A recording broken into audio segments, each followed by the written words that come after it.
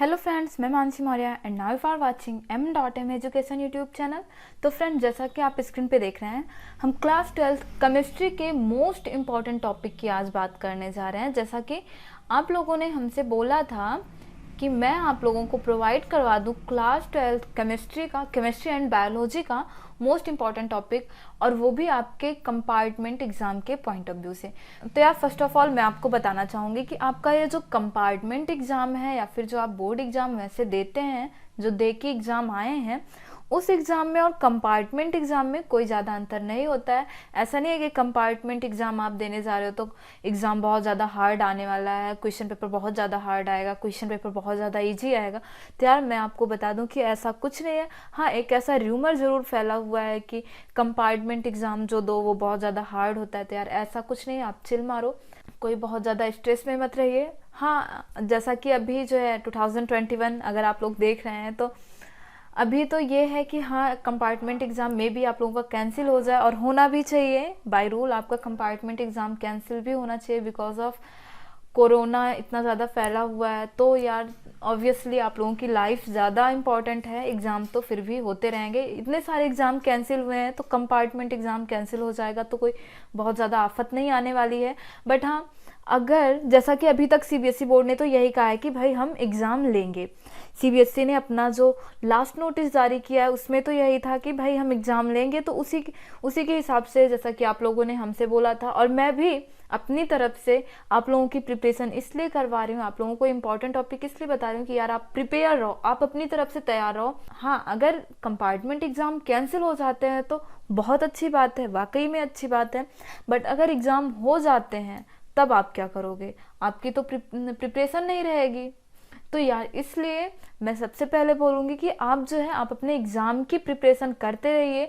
CBSE ने exam compartment exam ले लिया, तब क्या करेंगे आप? उसके लिए आप प्रिपरेशन करते रहिए, आप अपनी तरफ से तैयार रहिए। ओके, तो ठीक है, हम देखते हैं कि केमिस्ट्री में आपके कुछ मोस्ट इंपॉर्टेंट टॉपिक हैं जो कि आप पढ़ लीजिए। होप है आप जो है लास्ट ईयर के क्वेश्चन पेपर सॉल्व कर चुके होंगे, जो कि मैंने आपको प्रोवाइड करवाया है। मैं आपको लास्ट के वीडियोस में लास्ट ईयर के क्वेश्चन पेपर प्रोवाइड करवा चुकी हूँ। तो होप है आप वो सारी चीज़ें सॉल्व कर चुके होंगे, जिसमें से आपको काफ़ी ज़्यादा हेल्प मिली होगी। और होप है आपके जो है मोस्ट इम्पॉर्टेंट टॉपिक जो हैं वो सारे सॉल्व हो चुके होंगे। और जैसा कि मैंने आपको बताया था कि यार, क्वेश्चन जो है रिपीट होते हैं, year two year question repeat होते रहते हैं। तो लास्ट ईयर के क्वेश्चन पेपर आपकी बहुत ज़्यादा जिसमें हेल्प करेंगे, और उतना आपने सॉल्व कर लिया। अगर उन लास्ट ईयर के क्वेश्चन पेपर में से आपके इम्पॉर्टेंट टॉपिक नहीं फंसे होंगे तो यहाँ पे मैं आपको मोस्ट इम्पॉर्टेंट टॉपिक बता रही हूँ जिसे आप सॉल्व कर लेंगे। तो यार, आपकी काफ़ी ज़्यादा हेल्प होने वाली है, बहुत ज़्यादा हेल्प होने वाली है। और हाँ, ध्यान रखिएगा, ये वीडियो उनके लिए है जिन्हें जो है कंपार्टमेंट एग्ज़ाम में पास होना है। ये उनके लिए नहीं है जिन्हें जो है 90% या 95% लाना है। 95% जिन्हें लाना है, ये वीडियो उनके लिए नहीं है। जिन्हें इस कंपार्टमेंट एग्ज़ाम में पास होना है, ये वीडियो उनके लिए है। तो उसी हिसाब से मैं सारे टॉपिक बताऊंगी, कितने नंबर कहाँ से आपको लाने हैं। बिकॉज ऑफ यार, क्या है कि जिन्हें ये टॉप करना था, जिन्हें 95% लाना था, वो लोग ला चुके हैं। ये सब्जेक्ट आपका ऑलरेडी वीक है, जैसा कि मैंने अभी आपको बताया कि XYZ रीज़न, कोई भी रीज़न रहा हो। हाँ, होता है ना कि स्टूडेंट की तबीयत ख़राब हो जाती है, या फिर किसी और सब्जेक्ट में ज़्यादा ध्यान दे देते हैं, प्लेइंग में ज़्यादा होता है, अपना अपना इंटरेस्ट होता है, या फिर इस सब्जेक्ट में, केमिस्ट्री जैसा किया है, इस सब्जेक्ट में आपका इंटरेस्ट ना रहा हो। तो ऐसे सारे रीज़न होते हैं, किसी भी कारण आपका इस सब्जेक्ट में इंटरेस्ट ना रहा होगा, तभी तो ऐसा कुछ हुआ है। या और हाँ, मैंने तो देखा है कि एक एक दो दो नंबर की वजह से स्टूडेंट्स के कंपार्टमेंट आए हैं यार, बहुत ज़्यादा बुरा लगता है। तो देखते हैं सोल्यूशन। जैसा कि आपको पता है, आपका फर्स्ट चैप्टर क्या है? सोल्यूशन। तो इस चैप्टर में आपको पढ़ना क्या क्या है, तो आप नोट डाउन कर लीजिए, या फिर मैं PDF आपको प्रोवाइड करवाऊंगी। तो इस चैप्टर में से आप पढ़ लीजिएगा। सबसे पहले तो मोल फ्रैक्शन पढ़ लीजिएगा, मोलैरिटी, मोल फ्रैक्शन पढ़िएगा। मैं कलर चेंज कर लूँ। इस चैप्टर में से आप पढ़ लीजिएगा मोल फ्रैक्शन, मोलैरिटी पढ़ लीजिएगा, मोलैरिटी और मोलैरिटी। और इस पे ये मोलैरिटी एंड मोलैरिटी बेस्ड जितने न्यूमेरिकल हैं आप सॉल्व कर लीजिएगा। Ideal solution and non ideal solution, Raoult law तो नहीं, हेनरी लॉ भी उतना ही ज़्यादा इम्पॉर्टेंट है, हेनरीज लॉ। और फिर उसके बाद ऑस्मोटिक प्रेशर भी पढ़ लीजिएगा। तो ये सारे कुछ इम्पॉर्टेंट टॉपिक हैं। मैं आपको चैप्टर वाइज इम्पॉर्टेंट टॉपिक बताते जा रही हूँ। आप अपनी बुक में नोट टिक मार्क कर लीजिए, या फिर मैं आपको नीचे डिस्क्रिप्शन बॉक्स में जो है इसकी PDF प्रोवाइड करवा दूंगी। फर्स्ट थिंग तो अभी आप जो है सारी बातें जो मैं यहाँ पे बता रही हूँ उसे ध्यान से सुन लीजिए। Colligative properties, vapour pressure. Colligative properties में जैसा कि मैंने आपको बताया कॉलिगेटिव प्रॉपर्टीज, तो colligative properties as we know कितने टाइप की होती हैं, 4 टाइप की होती हैं। तो इसमें ये चारों टाइप की कॉलिगेटिव प्रॉपर्टीज तो आप पढ़ ही लेंगे, लेकिन इसमें इस कॉलिगेटिव प्रॉपर्टीज में जो है आप एबनॉर्मल कॉलिगेटिव प्रॉपर्टीज पे जो है ज़्यादा थोड़ा सा ध्यान दीजिएगा। एबनॉर्मल कॉलिगेटिव प्रॉपर्टीज, तो ये जो है सॉल्यूशन चैप्टर से, आपको ऐसा नहीं लगना चाहिए कि सॉल्यूशन चैप्टर से मैंने सारे टॉपिक उठा के रख दिए। चाहे तो आप बुक उठा के देख सकते हैं कि उसमें आपको समझ में आएगा कि हाँ क्या चीज़ें छाटी गई हैं क्या नहीं। तो इतने सारे टॉपिक्स आपको सॉल्यूशन चैप्टर से पढ़ लेने। आपको 23 मार्क्स चाहिए जैसा कि मैंने आपको बताया, और बाकी 30 नंबर के आपके प्रैक्टिकल होते हैं, तो प्रैक्टिकल का नंबर तो आपको मिल ही जाना है। इंटरनल मार्क पे होगा तो उस पे जो है आपको फोकस नहीं करना है। तो यार आपको ये 23 मार्क्स चाहिए, 23 मार्क्स चाहिए। तो देखिए मैं तो सारे चैप्टर के इंपॉर्टेंट टॉपिक बता दे रही हूँ, बट आप यहाँ पे ये देखिएगा कि आपके लिए कौन सा चैप्टर इजी लगता है, आपके लिए कौन सा चैप्टर इजी लगता है। वैसे तो लास्ट में है पॉलीमर्स है, बायोमॉलिक्यूल है, केमिस्ट्री इन एवरीडे लाइफ है, ये सरफेस केमिस्ट्री है, halo alkane and halo arene है। आई नो कुछ स्टूडेंट अब बोलेंगे कि यार ऑर्गेनिक केमिस्ट्री तो बड़ी हार्ड होती है, तो यार ये आपके सोचने से हार्ड है, तब हार्ड है। आप एक बार सोच के देखिए, ये चैप्टर इजी है तो वो आपको ऑब्वियसली इजी लगेगा। लेकिन हाँ एक बार देख लीजिएगा। वैसे तो अगर आपको hello alkane and halo arene की अगर मैं बात कर रही हूँ ना, ऑर्गेनिक का फर्स्ट चैप्टर है, आपको पता होगा ऑर्गेनिक का फर्स्ट चैप्टर है यार। अगर आपको हार्ड लगता है ना तो एक बार आप मेरे साथ पढ़ के देखिएगा, डेफिनेटली आपको इजी लगेगा chapter. Hello alkane and halo arene organic की बात कर रही हूँ, और मैं यहाँ पे सारे चैप्टर के इंपॉर्टेंट टॉपिक बता दे रही हूँ। आप जो है वो सारे टॉपिक जरूर पढ़ लीजिएगा और ज़रूर पढ़ लीजिएगा, और जो चैप्टर आपको ईजी लगते हैं स्टार्टअप आप वहाँ से करेंगे। नेक्स्ट चैप्टर आपका क्या है, इलेक्ट्रोकेमिस्ट्री। तो इलेक्ट्रोकेमिस्ट्री पे आप देख लीजिएगा कॉन्सेप्ट ऑफ ईएमएफ का पूरा कॉन्सेप्ट देख लीजिएगा, और नस्ट इक्वेशन देख लीजिएगा। नस्ट इक्वेशन और देखना नहीं है, मतलब पढ़ना है, अच्छे तरीके से पढ़ना है। ओके, फेराडे लॉ के मतलब न्यूमेरिकल भी देख लीजिएगा, फेराडेज लॉ का न्यूमेरिकल, ये लॉ भी आप देख लीजिएगा, और इसका न्यूमेरिकल पढ़ लीजिएगा। रस्टिंग पढ़ लीजिएगा, रस्टिंग।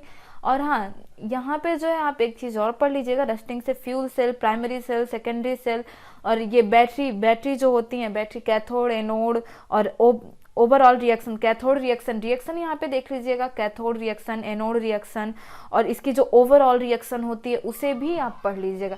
तो इतने सारे टॉपिक देखिए, मैं आपको जो है रिड्यूस करके बता रही हूँ, जो टॉपिक इंपॉर्टेंट है मैं वही सारी चीज़ें आपको बता रही हूँ। ओके, तो ये तो रहा आपका इलेक्ट्रोकेमिस्ट्री से जितने टॉपिक यहाँ पे मैंने बताए हैं। ओके, हाँ लिखे मैंने सिर्फ कुछ ही टॉपिक हैं, बट हाँ बताए मैंने इंपॉर्टेंट टॉपिक हैं। ओके, और फिर उसके बाद आता है आपका केमिकल काइनेटिक्स से जरा देख लीजिए। केमिकल काइनेटिक्स वैसे तो देखिए बहुत ज़्यादा इस पर टाइम वेस्ट मत करिएगा। केमिकल काइनेटिक्स पे अगर आपको सही लगता है, अगर आपको समझ में आता है तभी पढ़िएगा, अदरवाइज आप जो है नेक्स्ट चैप्टर, जैसा कि मैं बोल रही हूँ कि आप जो है अपने हिसाब से इजी चैप्टर चूज करिएगा। ओके, फर्स्ट ऑफ ऑल आप सबसे इजी चैप्टर उठाइएगा, देन ऐसे करके आप जो है केमिस्ट्री की प्रिपरेशन करिएगा। ओके, यहाँ पे जो है आप ऑर्डर पढ़ लीजिएगा, rate order and molecularity with zero, ये सारी चीज़ें आप पढ़ लीजिएगा। Activation energy and Arrhenius equation भी पढ़ लीजिएगा। इफेक्ट ऑफ टेम्परेचर, तो यहाँ पे जो है कुछ न्यूमेरिकल भी देख लीजिएगा केमिकल काइनेटिक्स में।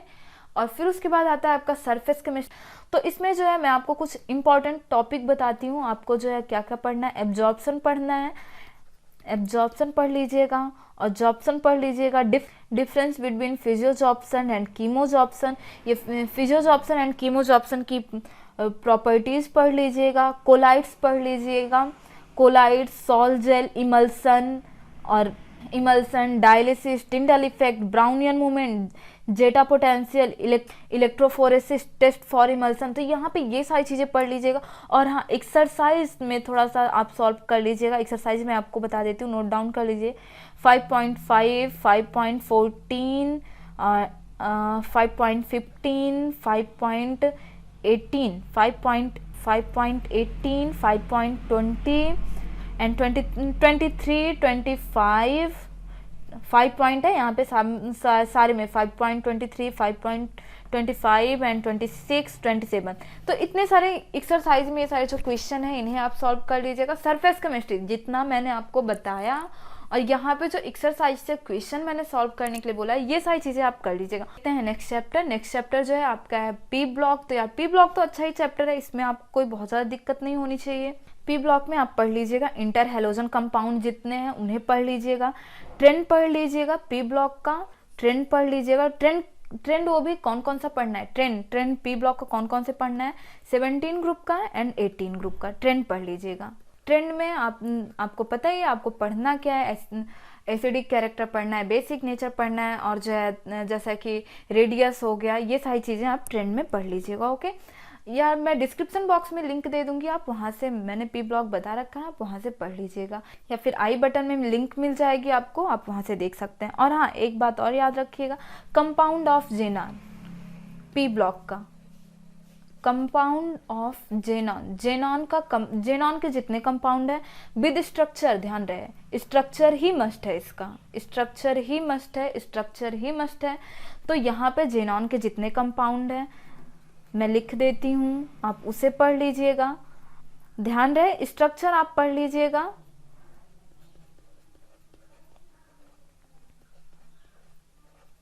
तो यहाँ पे ये सारी चीजें आप जो है पढ़ लीजिएगा पी ब्लॉक से। और हाँ, ऑक्सा एसिड ऑफ सल्फर, ये भी आप एक बार देख लीजिएगा। Okay, oxo acid of sulphur. अब आते हैं हम कहाँ, डी ब्लॉक पे। तो आपको डी ब्लॉक में क्या पढ़ना है, जनरल प्रॉपर्टीज पढ़ लीजिएगा। डी ब्लॉक की बहुत ज़्यादा परेशान मत होइएगा, डी ब्लॉक की जनरल प्रॉपर्टीज पढ़ लीजिएगा, डी ब्लॉक की जनरल प्रॉपर्टीज पढ़ लीजिएगा बस। अब जो है इसमें ज़्यादा परेशान मत होइएगा। डी एंड एफ ब्लॉक की अगर हम बात कर लें, डी एंड एफ ब्लॉक, तो जो है इसमें आप लेंथेनाइड एक्टेनाइड कॉन्ट्रैक्शन दोनों पढ़ लीजिएगा, लेंथेनाइड एक्टेनाइड कॉन्ट्रैक्शन। लेकिन अगर हम इसमें मस्ट की बात करें तो इसमें जो है lanthanide contraction is a must. तो देखिए यहाँ पे जिस चैप्टर से जो इम्पोर्टेंट है वही सारी चीज़ें मैं बता रही हूँ, ट्रस्ट मी। और डिस्क्रिप्शन बॉक्स में लिंक दी गई है, आप वहाँ से जाकर लास्ट ईयर के क्वेश्चन पेपर डाउनलोड कर सकते हैं। वहाँ पे आप देख लीजिएगा कि जैसा कि मैंने आपको बताया कि यार क्वेश्चन रिपीट होते हैं, तो क्वेश्चन भी सॉल्व कर लीजिएगा। लेकिन क्वेश्चन किस हिसाब से सॉल्व करने, किस रूल रेगुलेशन से, वो मैंने उस वीडियो में आपको बता रखा है। ओके, तो ध्यान रखिएगा आपको क्वेश्चन पेपर कैसे सॉल्व करना है। तो D and F block complete हो गया, आपको पता चल गया डी एंड एफ ब्लॉक में क्या पढ़ना है आपको। अब आता है आपका नेक्स्ट चैप्टर कोऑर्डिनेशन कंपाउंड। अब कोऑर्डिनेशन कंपाउंड में आपको क्या पढ़ना है। हाँ, वैसे कोऑर्डिनेशन कंपाउंड भी स्टूडेंट को बहुत हार्ड चैप्टर लगता है, लेकिन यार विश्वास मानिए, यकीन करिए, मेरा कोऑर्डिनेशन चैप्टर हार्ड नहीं है। कोऑर्डिनेशन कंपाउंड वो यार आपके पढ़ने के ऊपर है। जैसा कि मैंने आपको बताया ना कि वो आप सारी चीज़ें आपके ऊपर डिपेंड करती हैं, आप क्या इजी वे से लेते हैं, क्या हार्ड वे से लेते हैं, वो सारी चीज़ें आपके ऊपर डिपेंड करती हैं। इसमें से आप पढ़ लीजिएगा आईपीएससी पढ़ लेंगे। आईपीएससी देखिए, आईपीएससी इसमें सारे टाइप के पढ़ लीजिएगा, कोऑर्डिनेशन कंपाउंड से सारे टाइप के। ओके, और क्या पढ़ लेंगे आप, आइसोमर पढ़ लेंगे। आईपीएससी में यहाँ पे मतलब आपको पता सारा होना चाहिए। ओके, ध्यान रखिएगा। आइसोमर आप पढ़ लेंगे, आइसोमर में आप क्या क्या पढ़ लेंगे, सिस ट्रांस आइसोमर पढ़ लीजिएगा, बीबीटी बैलेंस बॉन्ड थ्योरी पढ़ लीजिएगा, सीएफटी पढ़ लीजिएगा। सीएफटी एक्सप्लेन करने के लिए आता है, ध्यान रखिएगा। सीएफटी जो है मोस्टली एक्सप्लेन करने के लिए ही आता है। और फिर उसके बाद हाँ, पैरामैग्नेटिक, डायामैग्नेटिक, लिगेंड, ये सारी चीज़ें जो है आप देख लीजिएगा। ओके, देखना मतलब कि अच्छे से पढ़ लीजिएगा। एंड नेक्स्ट चैप्टर आपकी सेकंड बुक आती है ऑर्गेनिक केमिस्ट्री। ऑर्गेनिक केमिस्ट्री में देखते हैं, ऑर्गेनिक केमिस्ट्री वैसे तो स्टूडेंट्स को हार्ड लगती है, लेकिन यार लिटरली मैं बोल रही हूँ ऑर्गेनिक केमिस्ट्री हार्ड नहीं है। हार्ड डोंट नो स्टूडेंट्स को हार्ड क्यों लगती है यार, यकीन मानिए ये चैप्टर ईजी है, आप ज़रूर पढ़िएगा ये चैप्टर। और अगर नहीं ईजी लगता है तो मैं डिस्क्रिप्शन बॉक्स में लिंक दे देती हूँ, आप एक बार मेरे साथ पढ़िएगा। वाकई में आपको hello alkane and halo arene easy लगेगा। और आपको इसमें से पढ़ना क्या क्या है, फर्स्ट थिंग तो आपको आईपीएसी नेमिंग पढ़ना है, आईपैक नेम पढ़ लीजिएगा इसका, hello alkane and halo arene का। तो यार इसमें बहुत ज़्यादा कुछ है नहीं, आईपैक नेम में hello alkane and halo arene का ही आईपैक नेम पढ़ना है। पूरा पढ़ते हैं तो यहाँ पे 2 ही चीज़ का आईपैक नेम पढ़ना है, वो इजी है। और यहाँ पे आप ले लीजिए नेमिंग रिएक्शन आप यहाँ पे क्या पढ़ लीजिएगा, स्वार्ट्ज रिएक्शन पढ़ लीजिएगा, फ्रिंकलिस्टीन पढ़ लीजिएगा, उर्ज-फिटिग रिएक्शन पढ़ लीजिएगा, सेंडमायर रिएक्शन पढ़ लीजिएगा। तो यहाँ पे ये 4-5 रिएक्शन है जो कि काफ़ी ज़्यादा इंपॉर्टेंट है। ये तो नेमिंग रिएक्शन की बात रही। अगर हम बात कर लें केमिकल रिएक्शन की, तो केमिकल रिएक्शन में आप क्या पढ़ेंगे, तो यहाँ पे केमिकल रिएक्शन में मैं आपको बता दूं SN1 रिएक्शन, SN2 रिएक्शन, ये सारी चीज़ें पढ़ लीजिएगा। SN1 SN2 यार पूछा जाता है, काफ़ी ज़्यादा इंपॉर्टेंट है। और फिर उसके बाद पढ़ लीजिएगा आप कायरलिटी पढ़ लीजिएगा। कायरलिटी आपको मतलब ऐसे एक्सप्लेन करने के लिए आ जाएगा, कायरलिटी क्या होता है, कैसे होता है। Optical activity, racemisation, retention, inversion, तो ये सारी चीज़ें आप जो है पढ़ लीजिएगा। SN1 reaction, SN2 reaction, difference between SN1 reaction, SN2 reaction, वो तो SN1 SN2 जब आप पढ़ेंगे तभी आपको जो है डिफरेंस बिटवीन वो सारी चीज़ें आपको समझ में आ जाएंगी। देन चैप्टर आता है आपका अल्कोहल, फिनॉल एंड ईथर में आपको क्या पढ़ना है, मैकेनिज्म ऑफ हाइड्रेशन पढ़ लीजिएगा, अल्कोहल, फिनॉल एंड ईथर। तो ये जो है थोड़ा हार्ड चैप्टर होता है, स्टूडेंट को लगता है कि हाँ भाई हार्ड चैप्टर है, तो इसमें से मैं बहुत ज़्यादा कुछ नहीं बता रही हूँ, इसमें से आप पढ़ लीजिएगा। हाँ, जैसे जो मोस्ट है वो पूछा जाता है तो उसी हिसाब से मैं बता रही हूँ। ओके, मैकेनिज्म ऑफ हाइड्रेशन पढ़ लीजिएगा, डिहाइड्रेशन पढ़ लीजिएगा, और कुछ प्रॉपर्टीज़ पढ़ लीजिएगा। अल्कोहल, फिनॉल एंड ईथर सबकी मैं बोल रही हूँ, प्रॉपर्टीज़ तीनों की पढ़नी है आपको। ओके, प्रॉपर्टीज़ पढ़ लीजिएगा और कुछ टेस्ट पढ़ लीजिएगा कि क्या कलर कैसे कुछ। ओके, ये सारी चीज़ें हो गई। Aldehyde, ketone and carboxylic acid, इसमें से मैं आपको बता दूं, ये वाला चैप्टर, इसमें से आपके 6 नंबर के क्वेश्चन पुटअप होते हैं। ये जो अल्कोहल, फिनॉल एंड ईथर वाला आपका चैप्टर था ना, उसमें से 4 नंबर के क्वेश्चन पुटअप किए जाते हैं। Hello alkane and halo arene, इसमें से आपके पूछे जाते हैं 4 नंबर के क्वेश्चन, पूछे जाते हैं, तो उसी हिसाब से आप पढ़िएगा। ओके, तो यहाँ पे देखिए क्या आपके एग्जाम के पॉइंट ऑफ व्यू से ये 4 नंबर आपके लिए इंपॉर्टेंट नहीं है। और फिर उसके बाद ये अल्कोहल, फिनॉल एंड ईथर तो हो ही चुका था, अभी यहाँ पे बचा है आपका aldehyde, ketone and carboxylic acid. तो जैसा कि मैंने आपको बताया कि यहाँ से भाई 6 नंबर के क्वेश्चन पुटअप किए जाते हैं। तो कार्बोक्सिलिक एसिड का आप क्या पढ़ लोगे, ट्रेंड पढ़ लोगे।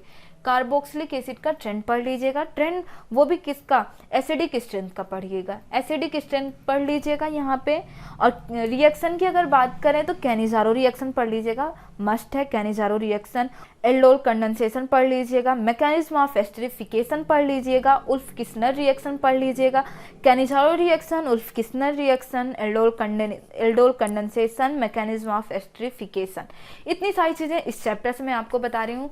ये चैप्टर पे आप बहुत ज़्यादा टाइम वेस्ट मत करिएगा, देखिएगा अगर आपको सही लगता है चैप्टर, अगर आपको समझ में आता है तभी ये चैप्टर पढ़िएगा, अदरवाइज टाइम वेस्ट मत करिएगा।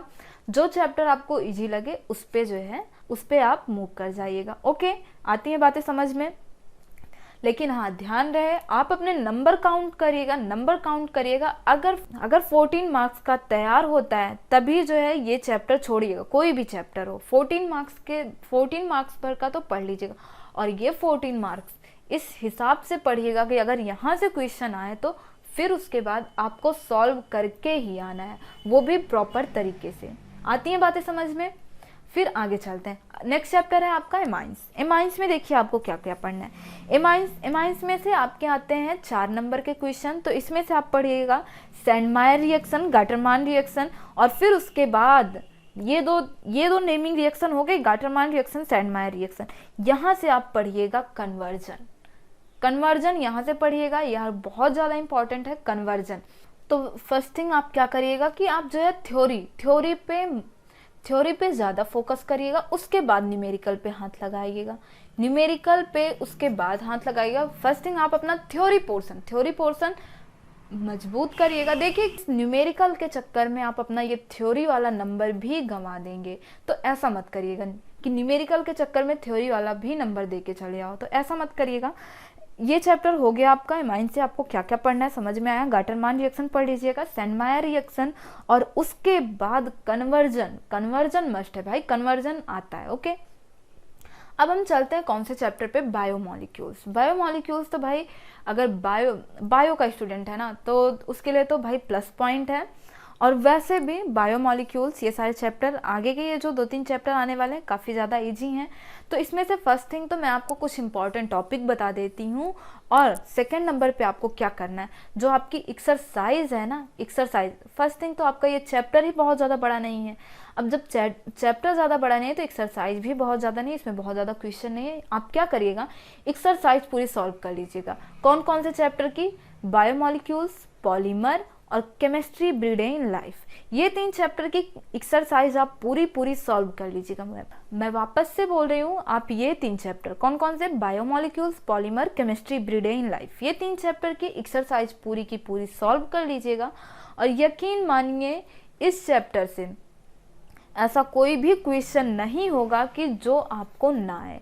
आपके सारे क्वेश्चन सॉल्व हो जाने हैं अगर आप प्रॉपर तरीके से एक्सरसाइज सॉल्व कर लेते हैं। यकीन मानिए आपके क्वेश्चन जरूर फंसेंगे। ये 4 नंबर के आते हैं, 4 नंबर के क्वेश्चन आते हैं बायोमोलिक्यूल्स से। तो इसमें आपको क्या पढ़ लेना है, कार्बोहाइड्रेट। कार्बोहाइड्रेट पूरा आप पढ़ लीजिएगा, कार्बोहाइड्रेट पढ़ लीजिएगा। केमिकल प्रॉपर्टीज ऑफ ग्लूकोज पढ़ लीजिएगा, ग्लूकोज का स्ट्रक्चर भी देख लीजिएगा। ओके, एज वेल एज आपको क्या पढ़ना है, डीएनए एंड आरएनए पढ़ना है। डीएनए आरएनए पूरा पढ़ लीजिएगा, deoxyribo nucleic acid and all, ये सारी चीज़ें आप पढ़ लीजिएगा। डीएनए ये डीएनए का स्ट्रक्चर कैसे बना होता है, किससे बना होता है, ये सारी चीज़ें आप पढ़ लीजिएगा। आरएनए, ये सारी चीज़ें। और फिर उसके बाद विटामिन्स में आपको क्या पढ़ना है, विटामिन्स में पढ़ लीजिएगा डिफिशियंसी और डिजीजेज, डिफिशियंसी डिजीजेज, ये विटामिन्स में पढ़ लीजिएगा। ये जितनी चीज़ें मैंने आपको बताई है ना, अगर इतने टॉपिक अगर आप क्लियर कर लेते हो ना तो एक्सरसाइज आप सॉल्व करने बैठ जाइएगा, आपके सारे क्वेश्चन सॉल्व होंगे। ओके, एंड नेक्स्ट चैप्टर आपका क्या आता है, पॉलीमर्स। पॉलीमर्स में देख लीजिए आपको क्या क्या पढ़ना है। स्ट्रक्चर ऑफ पॉलीमर्स पढ़ लीजिएगा, structure of polymers and monomers, ये 2 चीज़ें आप पढ़ लीजिएगा। और यहाँ पे क्या पढ़ना है, नायलॉन पढ़ लीजिएगा, नायलॉन 6.6 पढ़ लीजिएगा। और फिर उसके बाद क्या पढ़ना है, ब्यूनम पढ़ लीजिएगा, टेफ्लॉन पढ़ लीजिएगा। और इतने टॉपिक जितने मैंने आपको बताए यहाँ पे, इतने टॉपिक जितने बताए हैं ना, क्या क्या बताया मैंने आपको, मैं वापस से बोल रही हूँ। Structure of polymer and monomers पढ़ लीजिएगा, नायलॉन पढ़ लीजिएगा, नायलॉन 6.6, ब्यूना, टेफ्लॉन, इतनी सारी चीज़ें पढ़िएगा। देन एक्सरसाइज पूरी सॉल्व करिएगा। ओके, एक्सरसाइज एकदम अच्छे तरीके से प्रॉपर तरीके से सॉल्व करिएगा, क्योंकि यहाँ पे ये चैप्टर देखिए क्या है, बहुत बड़ा चैप्टर नहीं है, अच्छे खासे नंबर भी आ जाते हैं, और बहुत ज़्यादा न्यूमेरिकल वाला तो कोई झंझट है ही नहीं। थ्योरी पोर्शन है भैया, क्या करिएगा आप, रट के बकायदा चले जाइएगा। आपको पास मार्किंग लेना है, दुनियादारी से कोई मतलब नहीं है। ओके, एंड नेक्स्ट चैप्टर आपका क्या आता है, chemistry breed in life. Chemistry breed in life, तो इसमें आपको क्या पढ़ना है, प्रॉपर्टीज ऑफ एंजाइम पढ़ लीजिएगा, प्रॉपर्टीज ऑफ एंजाइम्स पढ़ लीजिएगा। और क्या पढ़ना है, इसका फंक्शन पढ़ लीजिएगा अच्छे तरीके से रिसेप्टर्स पढ़ लीजिएगा।